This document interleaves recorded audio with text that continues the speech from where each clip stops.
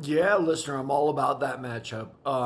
Listen, Brandon Moreno versus anybody is an all-action fight, right? Like even his fights versus Pantoja, where Pantoja grappled him. Moreno in flyweights are lithe enough and little enough, and they move enough where it becomes a really really exciting show.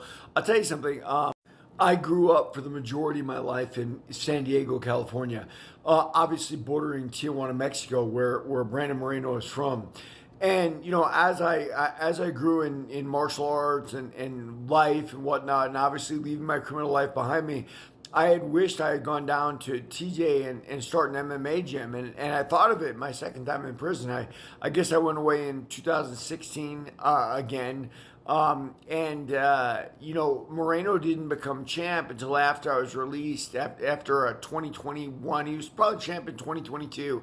And I remember when he won the title, it made me tear up a little bit because it was something that I knew was going to happen one way or the other. Whether it was Brandon Moreno or somebody else from Tijuana, you got a fight culture city, based on boxing, crazed country actually. But TJ was definitely a hotbed of boxing. Eric Morales and everybody else from there. And I knew that it would create a champion. In fact, my first fight was actually in Tijuana, Mexico, in the Palenque. So for me, it was near and dear to my heart. And I wish I had gone down there, and I wish I had started a gym down there. Now I speak Spanish fluently. Back then, I did not, obviously, but I learned it in that second time in prison, and that was part of my plan until I got married and came to Salt Lake City, Utah. Was to go to TJ, open a gym, and roll with it. When I was in Utah and I watched that happen for Moreno, I said to myself, well, that was, one of the paths not chosen. Do I wish I had done that? No, of course I don't wish I had done that. I'm very happy in my life right now.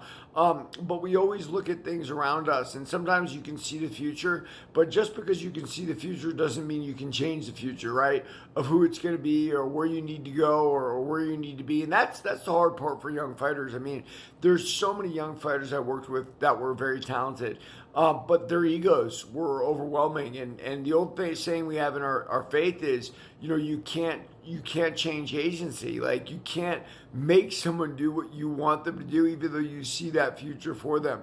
I mean, a prime example is Mike Tyson, right? Customano got him out of the ghetto, right? A nightmare of a life. And he gave him a life that was dedicated to hard work and boxing and whatnot. But at the end of the day, once he became a champ, right? Once he had millions of dollars around him, he reverted to a lot of bad habits, a lot of human habits, that people go through. I think I read that, Mike Tyson was essentially,